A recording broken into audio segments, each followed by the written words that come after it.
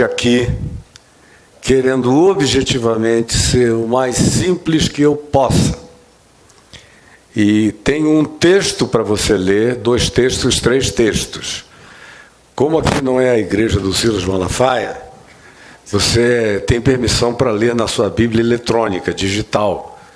Porque lá está proibido, porque, claro, ele vende livro, ele vende Bíblia para a Sociedade Bíblica do Brasil e outros. Então, se o povo começar a ler só no digital, ele perde milhões. Então, tem que obrigar todo mundo, em nome de Jesus, aleluia, a ler no livro. Agora, eu leio no livro. Mas o que está aqui no livro está aqui no seu celular também. A minha versão é revista e atualizada da Sociedade Bíblica do Brasil. Primeiro texto é Lucas, capítulo 18, quando Jesus contou uma parábola sobre o dever de orar sempre e nunca esmorecer. Repita comigo, uma parábola sobre o dever de orar sempre e nunca esmorecer.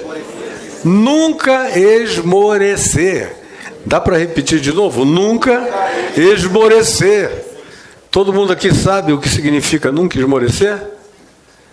Significa nunca esmorecer. Nunca.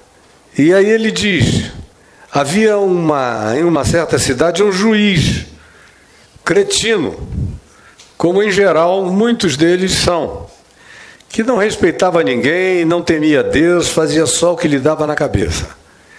Havia também naquela mesma cidade uma viúva. Que contraposição? Um juiz contra uma viúva. É uma grande covardia. E Jesus, de propósito, cria esse choque comparativo. O juiz, que nos dias dele tinha um poder supremo, maior do que o do Xandão. O juiz não queria saber de nenhuma constituição, nem de nada, era o que saía da cabeça dele. E esse aqui, além de tudo, Jesus chama de iníquo. Pois bem, e lá havia também naquela cidade uma viúva, que vinha ter com esse juiz dizendo, julga a minha causa contra o meu adversário. Ele por algum tempo não a quis atender nem ouvir, mas depois disse consigo mesmo, que chatice. Bem que eu não temo a Deus, lá quero saber de Deus, do que Deus pensa, de mandamento de Deus, de critérios de Deus, de valores de Deus, de qualquer coisa a Deus vinculada. Eu não tenho nada a ver com Deus, nem quero ter. Nem respeito a homem algum. Só faço o que eu quero. Parece até um determinado governante mundial presente hoje, todos os dias, em tudo que a gente vê acontecendo no planeta Terra. Não respeito homem algum. Todavia, como esta viúva me importuna, vem todo dia que ela não larga do meu pé, julgarei a sua causa, para não suceder que, por fim, venha molestar-me tanto que eu enlouqueça. Porque tem uma pessoa com essa capacidade de não esmorecimento, trazendo a mesma causa todo dia, para esse juiz iníquo era algo insuportável. Então eu vou julgar logo a causa dela. Aí Jesus entra falando. Então disse Jesus, considerai no que diz este juiz iníquo. Ele pega um exemplo antitético em relação ao Pai, que é o justo juiz.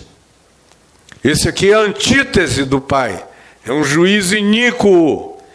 E ele faz isso de propósito, para acentuar que até o juiz iníquo não suporta a oração que continua sem, qual é a palavra?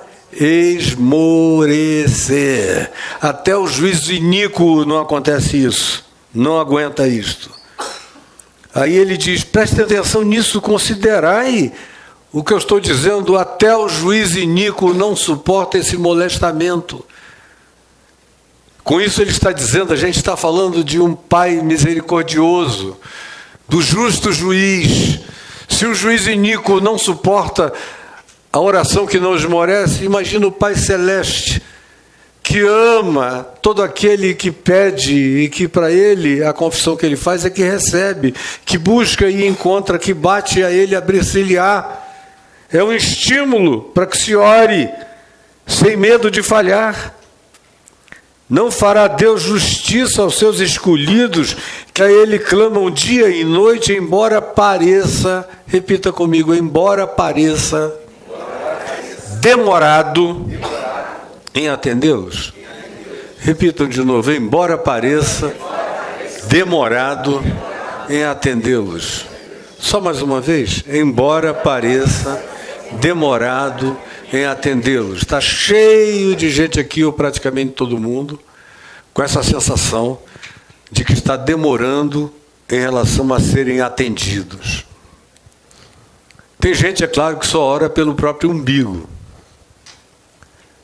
Tem pessoas que oram pela cidade, antes disso pela família, tem algumas que oram pelo país, tem algumas que oram até pelo mundo, como é o meu caso, que oro mais pelo mundo do que por qualquer outra temática. Eu não consigo pensar em nada mais importante do que o planeta.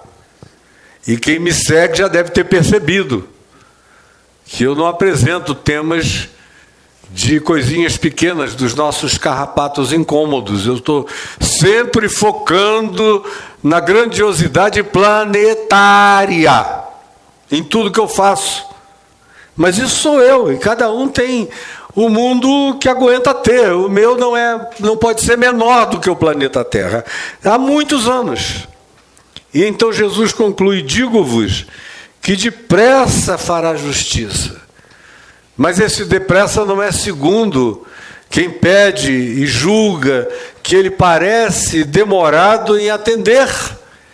Porque para o meu critério espaço-temporal, para a minha impaciência, para as minhas demandas, para as minhas expectativas, que se modelam, se orientam e se referenciam pela duração passageira da minha vida, se eu estou orando há algumas décadas por alguma coisa que não acontece, me parece demoradíssima a resposta à minha oração. Jesus, que olha de outra perspectiva, que não é a da duração do espaço da minha vida, porque tem uma quantidade enorme de exemplos bíblicos de pessoas que oraram e partiram sem ver cumpridas as suas orações, como diz o escritor de Hebreus e Paulo escrevendo aos Romanos, citando Abraão como exemplo, que Deus deu a Deus de longe as promessas, embora não tenha visto a concretização de praticamente nenhuma delas. Digo-vos que depressa lhes fará justiça. Depressa segundo a perspectiva do que Deus chama depressa. Contudo, e aí é que eu quero que você preste toda a sua atenção, quando vier o Filho do Homem, achará porventura fé na terra? Você pode repetir comigo essa pergunta? Quando vier o Filho do Homem, achará porventura na terra? Achará porventura fé na terra? Só mais uma vez, quando vier o Filho do Homem, achará porventura fé na terra?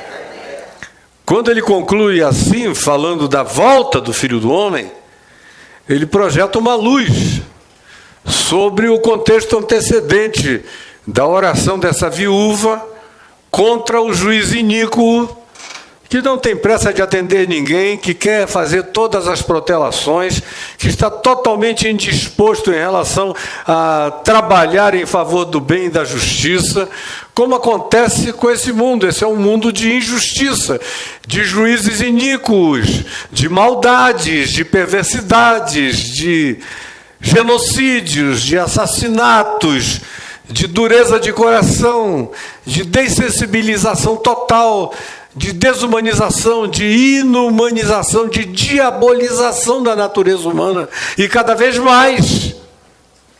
E a gente que fica espremido nisso aí, diz, meu Deus, vem logo,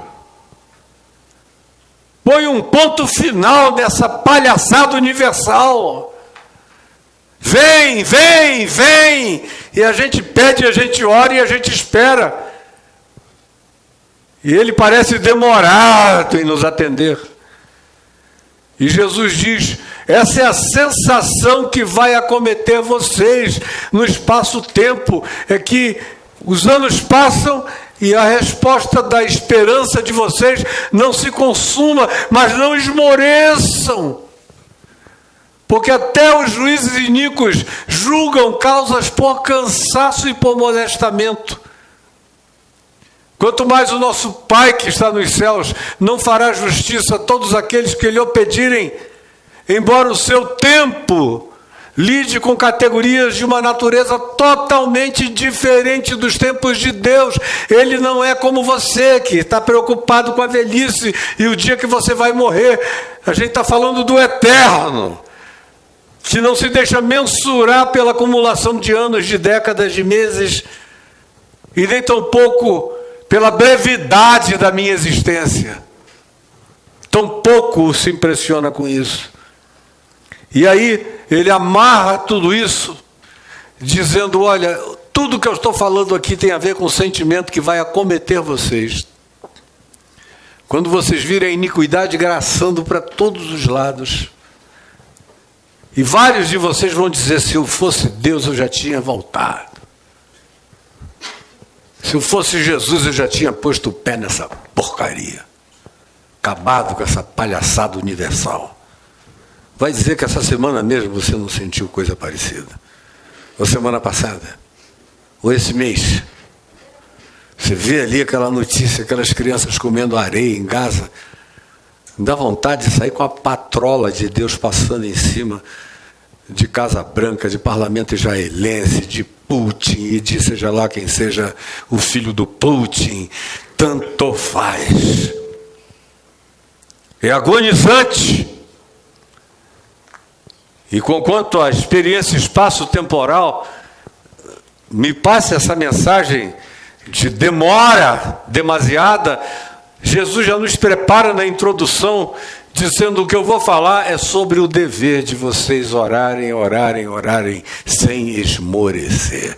Não esmoreçam, porque o tempo de vocês não é o tempo de Deus. Mas entrem e ponham na cabeça isso, que se um juiz iníquo é capaz de apressar um julgamento pelo molestamento da pessoa que precisa da solução e que não sai da porta dele,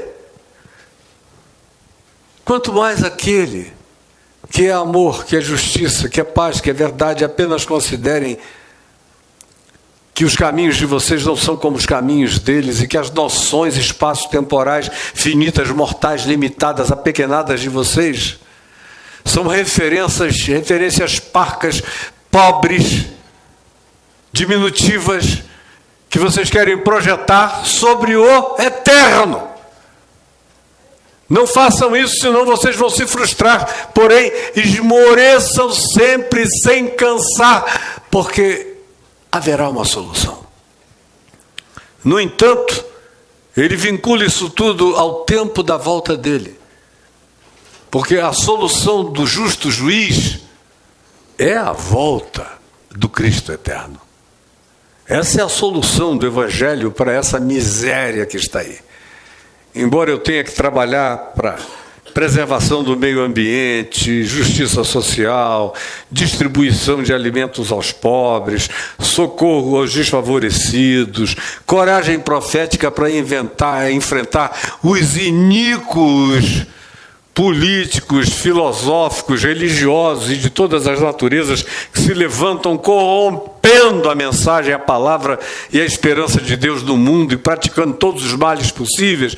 Todavia, isso é o que eu tenho que fazer por mandamento de Jesus, enquanto multiplico os meus talentos a serviço do mundo, enquanto acolho quem não tem onde comer, dormir, deitar ou ser acolhido, conforme ele mandou em Mateus 25, enquanto eu faço tudo o que ele mandou fazer como amenização da catástrofe. Todavia, o ponto final dessa miséria só acontecerá quando o Filho do Homem voltar. Até lá a gente fica só tentando macetar o Apocalipse. Agora não, pá! Ainda não, pá! Aí você diz: e Deus quer que a gente macete o Apocalipse? É claro. toda a profecia bíblica é dada para a gente não cumpri-la. Se não toda, 98% delas é dada na perspectiva de: se vocês continuarem assim, o que vai acontecer é isto. Mas, se vocês entenderem diferente, eu, Senhor, suspenderei isso. E trarei tempos de refrigério se a consciência de vocês mudar. O problema é que a nossa consciência universal não quer e não vai mudar. A gente pode apenas amenizar, diminuir a rapidez da miséria, da tragédia e da desgraça, mas ela não vai mudar. Jesus, no entanto, diz: mesmo não mudando ou demorando, não havendo perspectivas, não esmoreçam. E continuem a orar pedindo livramento. Mas pensem no seguinte: quando o Filho do Homem voltar, encontrará porventura fé na terra? E essa é uma pergunta retórica, que todo mundo aqui sabe a resposta. Qual é a resposta a essa pergunta retórica? Não. Podemos concordar com a resposta retórica a essa pergunta?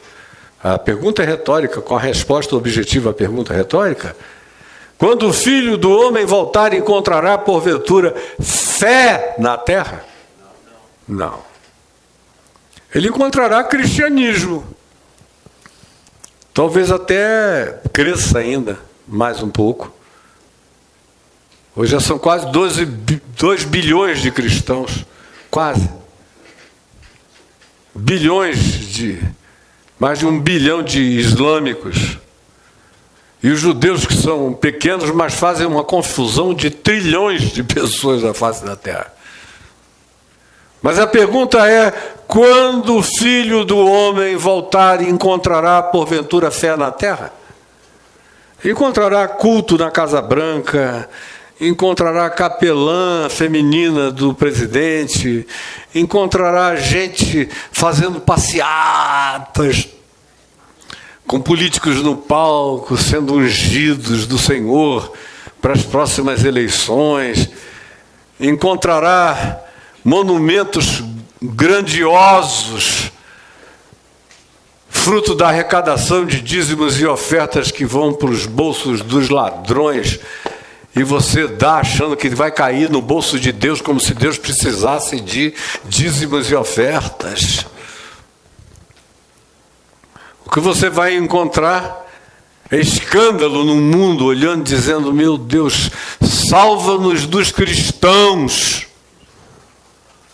O que você vai encontrar é uma quantidade enorme de crendices que não tem absolutamente nada a ver com o evangelho ensinado por Jesus. Mas fé, a fé de Jesus, a fé de Cristo, a fé do evangelho, a fé ensinada por Ele, não como doutrina, não como sistematização de nada, porque Jesus nunca doutrinou sistematizantemente coisa alguma. Ele só ensinou a viver com ordens e mandamentos. Se você quiser ser filho do seu Pai que está nos céus, ame, perdoe, acolha, ore pelo seu inimigo, abençoe-o, ame aquele que lhe persegue, não pratique a vingança, não viva julgando os outros, porque isso vai voltar sobre você. Seja sensato, não entre em confusões desnecessárias, não dê aos cães as suas coisas santas, nem distribua para os porcos as suas pérolas, eles não gostam de pérolas. Seja sal que dê gosto à terra e luz que ilumine o mundo. Seja manso e misericordioso e compassivo e construtor de pontes que façam você ser chamado de filho de Deus. Tenha fome e sede de justiça todos os dias da sua vida. E seja ensinável a cada dia, seja humilde de espírito, não pare de aprender, nem de crescer, nem de se quebrantar, nem de acolher, nem de entender, nem se de dilatar, porque isso é que faz de você um bem-aventurado, um próspero, um Macários, como ele ensinou. Pratique isto. Agora, isto é que ele diz que não se encontrará na terra. E já não se encontra. Eu vou e falo para milhares de pessoas essa mensagem do Evangelho e eu só vejo gente dizendo: "Ih, o Caio é comunista". Você manda mal o próximo e você vira comunista. Perdoar, você vira comunista. Porque todo mundo tão doente, são cabeças tão esquizofrenizadas, sofrendo uma lavagem cerebral tão horrorosa, que eu encontro muito mais irmandade entre aqueles que não têm nenhum vínculo com essa religiosidade cristã evangélica do que, na maioria das vezes, com esses que de pronto você chama de meu irmão, mas que na realidade você sabe que de irmão ele não tem nada, ele é o teu pior antagonista e está torcendo para você fazer alguma coisa equivocada para ele divulgar isso contra a sua alma para todos os lugares, e disso eu tenho mais experiência do que a soma da maioria do mundo inteiro desse país. Sei exatamente como é que isso é. Quando porventura voltar o Filho do Homem, encontrará fé na terra? Não, não encontrará. É porque não haverá mais igreja, ela terá sido arrebatada? Não, ela vai estar aí, chafurdada na pocilga do planeta. Com essas figuras de hoje ou com outras iguaizinhas ou pioradas do futuro, mas estará aí, e cristianismo haverá em abundância, mas fé no Evangelho? Nenhuma, praticamente. Aí a pergunta que viria pelo menos na minha mente, é: de que natureza de fé Jesus está falando? Você está prestando atenção para mim? Preste muita atenção para mim. Mas mesmo, de que natureza de fé Jesus está falando? No verso 9, na sequência, quando ele faz essa pergunta: porventura, quando vier o Filho do Homem, encontrará fé na terra? Olha a resposta que ele dá. Então propôs também Jesus outra parábola. E olha só o que essa parábola dizia. E ele dizia essas palavras a alguns que confiavam em si mesmos, por se considerarem justos. Esse tempo acerca do qual Jesus diz que não haverá fé na terra, é todavia um tempo cheio de gente que se acha o máximo espiritualmente falando. São os da teologia do domínio, da prosperidade, do eu dou ordens a Deus, eu estou muito bem porque estou muito rico, olha a quantidade de pessoas que me obedecem. Isso tudo vai ter e só vai crescer. São esses que confiam em si mesmos e se consideram acima de tudo e de todos, e que desprezam os outros. Desprezam os diferentes, desprezam os que não têm os mesmos costumes e hábitos, desprezam os de outros grupos religiosos, desprezam os de pessoas de outros lugares e culturas planetárias, acham que a sua própria cultura é supremamente superior à dos outros, povos, nações, etnias da Terra, e que tem alguns grupos que receberam a prerrogativa divina de liquidar os demais e de separarem o joio do trigo com a maldade universal da prática das suas bombas de perversidade. Esse é o espírito do que vai estar reinando na Terra. Gente supremacista e que desprezam os demais seres humanos planetários. Tem alguma coisa parecida com o que você já assiste hoje? Me responda. E Jesus prossegue. Nesse contexto, nesse ambiente, ele diz: 2 homens subiram ao templo de Jerusalém, que ainda existia, só foi destruído no ano 70 da nossa era, mas nos dias de Jesus o templo de Herodes estava lá erguido. 2 homens subiram ao templo de Herodes o Grande com o propósito de orar. Um deles era um fariseu, era um cara da fachada, cuja vida com Deus só acontecia da cara para fora. Era tudo performance, tudo teatralidade, nada era verdade. Era o fariseu que, posto em pé, nos lugares mais visíveis, de preferência com o spotlight apontado assim, ó, tinha um aceso aqui ainda agora. Dá para você reacendê-lo? Ele está me ouvindo ali dentro? Spotlight, dá para você acender aqui dentro? Ó, ele está. Isso, vamos ver, está no celular dele. Está difícil. Opa! É assim, é o cara que fica procurando o spotlight. Ó. Eu fiquei mais iluminado aqui? Não, né? Mas atrapalha a gravação, por isso que eles apagaram. Mas para o idiota, que não sabe que não está mais iluminado, ele procura exatamente esse ponto aqui. Ó. Meu Deus, eu devo estar sendo mais visto do que nunca aqui na frente desse spotlight. É o fariseu que adora o spotlight. Aí está ali ele, como diz aqui o texto, e eu agora fiquei com a vista marcada por aquela luz ali, que está me atrapalhando a leitura, confiava em si mesmo, porque se consideravam justos e eram superiores aos demais. E aí vão esses dois homens orar, e Jesus começa com o fariseu, que era o homem do spotlight. E o segundo é um publicano. Você está aqui mesmo, está prestando atenção? Sem se distrair com coisa nenhuma. O primeiro era um fariseu. E o segundo era um publicano.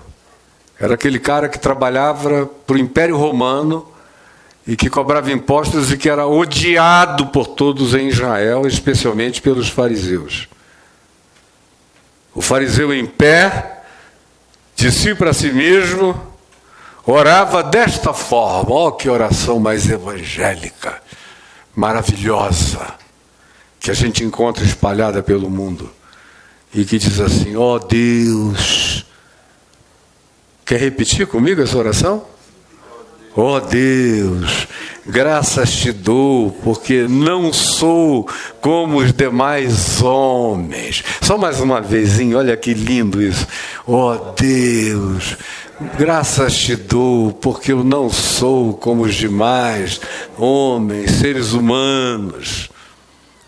Aí ele descreve roubadores, olhando para o publicano, que cobrava imposto para Roma, e às vezes ainda botava um ágiozinho ali em cima, às vezes, de vez em sempre, um ágiozinho ali a mais para ele: não sou como os demais homens. Imagina essa cena patética. Roubadores, injustos. Na linguagem de hoje, qual é a palavra que substitui injustos? Que os crentes mais gostam? Ímpios. Ô, palavrinha safada. Ímpios. E adúlteros, é claro. Não pode faltar o adúltero para consumar com o sinete da imperfeição diabólica a miséria da vida desse outro, que está aqui ao meu lado. E eu falo em voz alta que quem sabe o Espírito Santo opera no coração do desgraçado. Isso é uma piedade cristã linda. Nem ainda eu sou como esse publicano, explicitamente, obrigado por ter me salvado de ser como ele. O cara está do lado dele. Obrigado, Jesus, porque tu não me fizeste como esse homem aqui. Aleluia, tu és bom. Glória a Deus. Ao contrário, diferentemente dele, eu jejuo 2 vezes por semana. Viu? Eu jejuo. E dou o dízimo de tudo quanto ganho. Tudo, conforme o Silas Malafaia e o Edir Macedo. Deus quer tudo que você tem, tudo que você tem, tudo que você tem, tudo que você tem. Dou o dízimo de tudo quanto ganho. Louvado seja eu, glória a mim, aleluia. O publicano, que é esse cara acerca de quem se diz que por ele não há fé na terra, que é uma representação de todos os que não são religiosos no planeta, ou que são de outra natureza, grupo ou prática, que são a antítese do religioso formatado no Evangelho, que continua a manter o padrão e o paradigma diabólico de todos os demais religiosos, nesse mesmo espírito que nos cercam. Diferentemente dele, vem esse ser desprezível, marginal, o publicano, que estando em pé, longe, o suficiente para não levar uma gravata, mas próximo o bastante para ouvir tudo o que a oração do outro atribui a ele, de longe não ousava nem ainda levantar os olhos aos céus. Como eu encontro milhares de pessoas que não ousam nem levantar os olhos aos céus. Cada vez mais. Dos quais eu me agrazo profundamente, dia a dia, infinitamente mais. Estão longe, eles não querem fazer parte da comunhão dos fariseus. Se essa for uma congregação de fariseus, eu peço a Deus que eles não venham para cá para não se estragarem com vocês. Ficam de longe, estão mais seguros longe, cultuando de longe, do que chegando perto. E não olhavam nem para o céu, não faziam nenhuma liturgia de aparência. Antes, batiam no peito, como era comum na antiguidade, como sinal de autodesprezo, de arrependimento, de autodiminuição, de consciência de inadequação. Batiam no peito dizendo: ó Deus, sê propício a mim, pecador. A fé que o Filho do Homem, quando voltar, não achará na terra é a fé do publicano, não a do fariseu. A do fariseu haverá os milhões e bilhões. É a fé desse publicano que ele espera encontrar. Com toda a relatividade dele, é que ele diz que dificilmente se achará na terra. Esse indivíduo que sem justiça própria procura a graça e a propiciação da validação de Deus em seu favor. Digo-vos que este, o publicano, o desprezível, o marginal, este desceu para casa, voltou para o seu ambiente familiar, justificado pela graça e pelo amor de Deus. Cara, é Jesus que está fazendo e falando isso. Eu não sei como é que um crente pode ler um negócio desse e continuar tão horrorosamente fariseu quanto continua depois de ler isso tudo. É Jesus falando, é como Jesus vê, pensa e declara. Digo-vos que o desprezível desceu justificado para sua casa, e não aquele que se exalta, não o fariseu, não o evangélico supremacista ou membro de qualquer outra religião da autoexaltação. Porque todo aquele que se exalta será humilhado, mas o que se humilha será exaltado. Quando ele disse, porventura, quando o Filho do Homem voltar, encontrará fé na terra, não encontrará essa fé quebrantada do publicano, que não tem justiça própria, que confia só em Deus e no seu amor e na sua misericórdia e busca a sua graça. É essa fé morrente que vai desaparecendo cada vez mais do planeta. Mas a fé dos fariseus, dos evangélicos, dos religiosos, dos autoexaltados, dos supremacistas, dos que julgam o mundo inteiro, esses estarão aí, mas Jesus não chama isso de fé.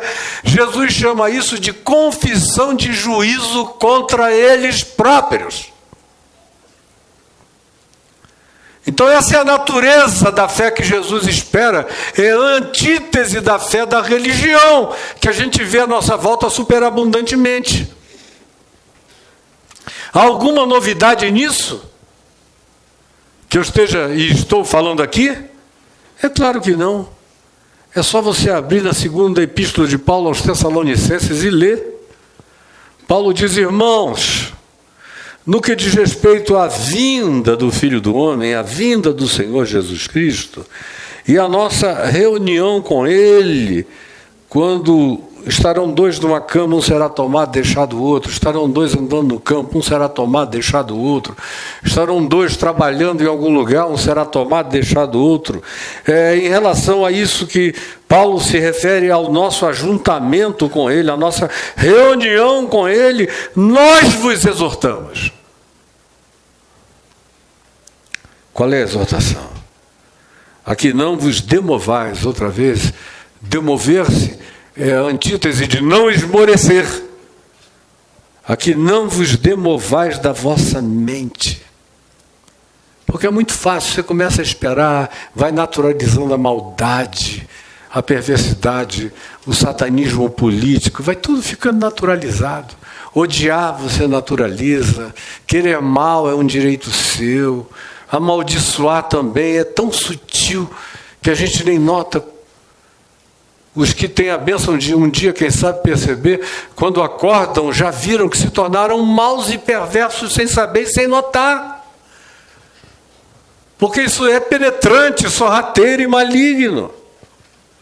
Não vos demovais da vossa mente com facilidade, nem vos perturbeis, quer por espírito, porque tem muito espírito solto o dia inteiro, dizendo não tem nada demais, não seja idiota, não ouça o que esse cara está falando, essa mensagem é obsoleta, ele é um velho atrasado que ficou para trás, você não está vendo como é que é o novo esquema agora de pastores coaches e muita riqueza, e muito domínio, e muito poder, e muitas casas, e muitos carros maravilhosos, e você vai seguir esse cara aí que não tem onde cair morto.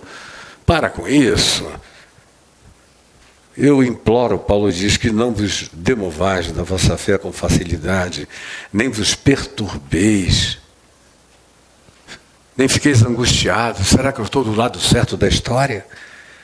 Quer por ação de espíritos, quer por pregação, palavra que hoje aí na internet de vocês, para cada 100 coisas que vocês abrem, 99 são mentira de engano, que vocês nem notam. E eu ainda vejo gente daqui, de vários lugares, curtindo a mentira. Eu vejo um comentário e vejo lá de guardão, você não. Dando amém para essa corrupção do Evangelho de Jesus e não notou a diferença até hoje. Quer por palavra, quer por epístola, quer por livro. Olha, há 2 livros que destruíram o Ocidente da Terra de 1970 para cá. Vocês querem que eu diga quais são? O primeiro é As Agonias do Planeta Terra, de um carinha chamado Hal Lindsey. Você já era nascido em 1970? Já, né? Você nasceu em que ano? 64. Você tinha 6 aninhos. 6 aninhos. Não deu para ser impactado pelo livro, né? Mas ele foi um dos maiores best-sellers evangélicos do planeta, fez a cabeça de milhões de pessoas e de praticamente todos os pastores americanos. É um livro sobre escatologia que marca praticamente a volta de Jesus, ensina um monte de heresias loucas e milhões de pessoas sorveram isso em 1970 e sorvem, bebem com gula e no guti-guti até o dia de hoje. Essa loucura. O segundo, querem saber qual é? Deixados para trás. Esse aí muita gente leu. Teve até uma série na televisão, aquele negócio miserável do Tim LaHaye, que eu conheço muito bem. Vocês não sabem quem são esses autores, mas para mim é tudo farinha do mesmo saco, que eu conheço as histórias íntimas, proctológicas da existência deles. Todo mundo se acanalhou e viveu só de grana, grana, grana, e relações sexuais ilícitas, traição da esposa, mas vocês estão recebendo isso como revelação de Deus. Coisa mais horrorosa. Epístolas, livros. Ninguém de maneira nenhuma vos engane com isso. até que seja revelado o homem da iniquidade, o filho da perdição, que esses caras já marcaram. O Tim LaHaye disse que seria o Nasser do Egito, aí o Nasser morreu, acabou a profecia dele. Mas crente não faz o que Moisés mandou. Moisés disse: se alguém profetizar uma coisa que não se cumprir, leve para a porta da cidade e apedreje. O Tim LaHaye tinha que ter sido apedrejado mais 200 vezes. Primeiro era o Nasser, aí morreu o Nasser. Aí era o Sadat do Egito, aí mataram o Sadat, coitado.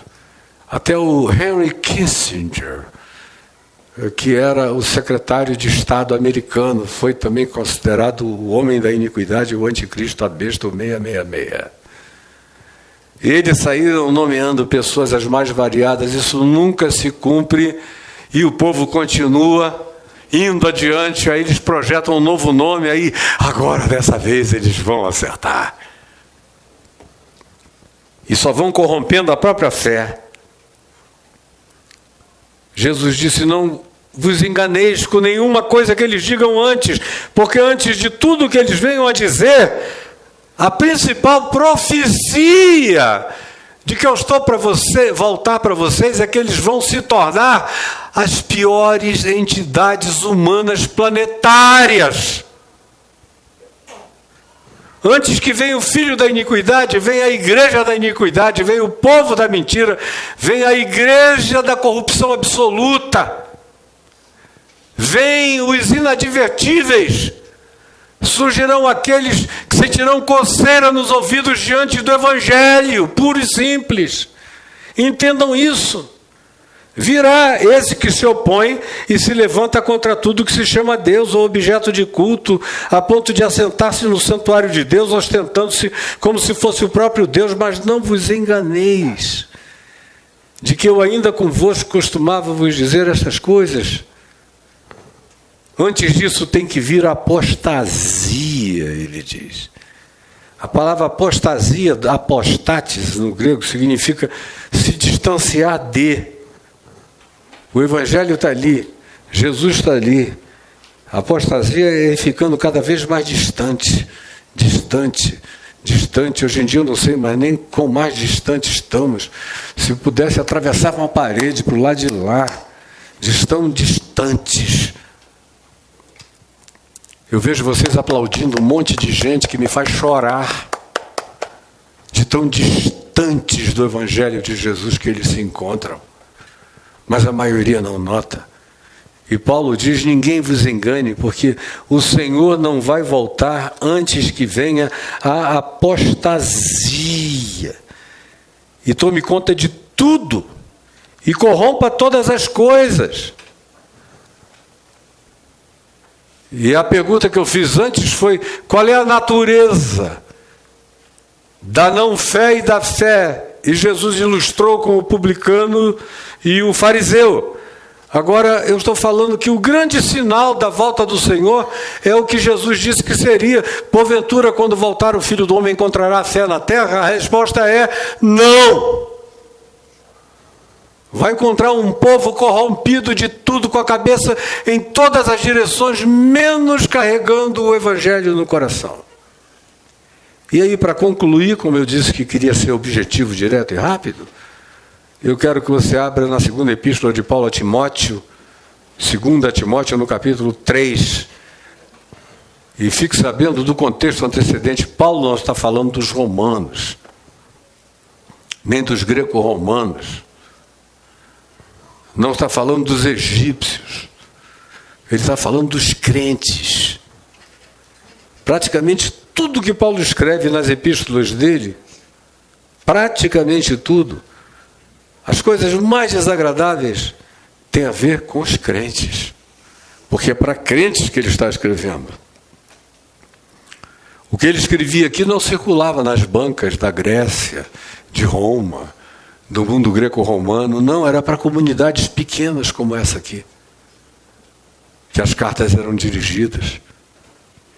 Ele diz: sabe, porém, isto, falando a Timóteo, exortando a Timóteo a aguentar os crentes. Nos últimos dias sobrevirão tempos difíceis. muito difíceis. No meio dos crentes, ser crente no meio dessas pessoas vai ser muito difícil, Timóteo. Começa a ensinar isso agora e de geração em geração, pois os seres humanos serão egoístas. Narcisismo é gripe. Para essas gerações atuais é gripe. Um narcisista não é só um gripado. Porque todo mundo está gripado. Todo mundo é narcisista, egoísta, psicopata, sociopata. A quantidade de sociopatia planetária é epidêmica. E a gente não se dá conta disso, vai naturalizando o narcisismo, o egoísmo, a psicopatia, a sociopatia, a morte do amor, a indiferença total. Os homens serão egoístas, avarentos. Não é só o cara que não quer dar dinheiro para ninguém, é o cara que só pensa em dinheiro para si também. E a igreja está assim. Avarenta. Até quando dá o dízimo e a oferta é pensando numa barganha, na promessa de um mentiroso, de um lobo vestido em pele de ovelhas que diz: dê para o Senhor nesse gasofilácio do meu bolsinho santo e Deus vai te dar 100 vezes mais. E você, nessa sandice, no ensandecimento, na loucura que foi a lavagem cerebral que fizeram a você, vem e dá tudo, e dá mais do que tudo. Avarentos, barganhentos, jactanciosos, nós somos os eleitos, os separados, os melhores. Somos nós que vamos julgar o mundo. E eu vejo cada ser humano idiota, tomado por essa presunção demoníaca, se apresentando de maneira mais patética do que o diabo conseguiria produzir. Jactanciosos, arrogantes, arrotantes, vomitantes do seu interior, blasfemadores, caluniadores do próximo, destruidores de reputação, atribuindo a Deus loucuras impensáveis, desobedientes aos pais cada vez mais. Eu vejo coaches dizendo: você já fez demais pelo seu pai. Você não encontrou isso ainda na internet, não? Pela sua mãe está cada vez mais isso proliferando. Para com isso, agora é hora de você viver a sua vida. Você já fez demais por esses pais, deixa os velhos se arrebentarem.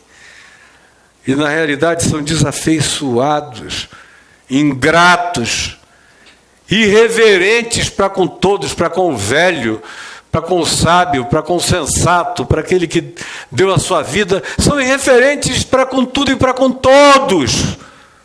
Não respeitam ninguém. São desafeiçoados até pelos filhos que geraram ou que pariram. Quanto mais por aqueles que lhes deram a luz. São implacáveis, não sentem nada, são entes blindados, impermeáveis, impenetrados, caluniadores, difamadores, destruidores da vida de pessoas que deram tudo que tinham durante o tempo que tiveram, e se cometerem um único erro, vão ser destruídos, porque o prazer deles é aniquilarem. Enquanto isso, eles não têm nenhum domínio de si. E se você falar com eles, eles vão dizer: eu não sou Cristo Jesus, não, eu sou também humano. Deixa eu viver a minha humanidade. Humanidade é sinônimo de calhordice. Eu cresci sendo ensinado que ser humano era ser bom, ser generoso, ser maravilhoso, ser solidário. Hoje em dia, ser humano é ter permissão para ser perverso, mau e horroroso. Sem domínio de si, cruéis, passam a língua nos lábios quando veem gente que eles detestam se darem mal. Aleluia, Senhor, porque ele se arrebentou, glória ao teu nome, tu és bom, ouviste as minhas orações. Cruéis, inimigos do bem. Qualquer paz que se conduza a produzir faz mal a eles. São traidores, são atrevidos, são enfatuados, são amigos dos prazeres, só pensam hedonicamente em atender à satisfação dos seus próprios caprichos e desejos de emergente consumista, brega, feio e pobre de alma. Mas eles têm forma de piedade. Aleluia. Ai, glória ao Senhor. Deus é bom aliando os cântaros lamacaias. Glória ao Senhor. Com aquela cara de alucinado, e vocês dizem como ele está ungido, como ela está cheia da glória de Deus. E dá vontade de espancar quem diz isso. Forma de piedade, negando-lhe, entretanto, o poder. E Paulo diz a Timóteo, o quê? Me repita. Foge também destes. Você pode repetir comigo? Foge também destes. Não manda fugir do mundo, como Jesus disse, Pai, eu não te peço que tu os tires do mundo, mas sim que tu os livres do mal, mas manda fugir desses crentes. Não tem ninguém que corrompa mais do que o convívio com esse pessoal. Sai daí, porque eles fazem tudo isso em nome de Jesus e são seres demoníacos, como eu acabei de descrever. Porque além disso tudo, eles são sedutores. Esses são os que penetram sorrateiramente na casa das crentes, das irmãzinhas, e conseguem cativar as mulheres carentes, sobrecarregadas de carência, de desejo, de tesão. E eles pegam todas elas segundo as suas próprias paixões. E não é possível que o que Paulo está dizendo aqui você não esteja enxergando, escrito numa epístola universal, no jornal, em todo lugar, todo dia, cada vez mais pioradamente. Esses são aqueles que aprendem, não adianta, você ensina. Só eu não paro de ensinar há 51, vai fazer 52 anos daqui a um mês e meio, não menos. Dia 18 de julho faz 52 anos. Que eu não paro de ensinar e repetir as mesmas coisas. Mas eles aprendem, mas nunca chegam ao pleno conhecimento da verdade.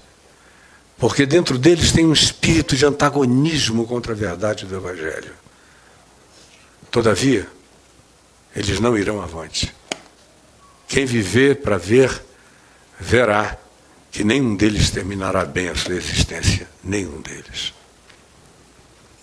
Foi somente isto que eu vim dizer a vocês hoje à noite. Quando, porventura, o Filho do Homem voltar, ele encontrará fé na terra? Ele encontrará a fé dos fariseus, dos religiosos. Embora ele prefira muito mais a fé dos publicanos, que são humanos, são gente, são sensíveis, batem no peito, se enxergam, se reconhecem, se quebrantam. Agora você escolha.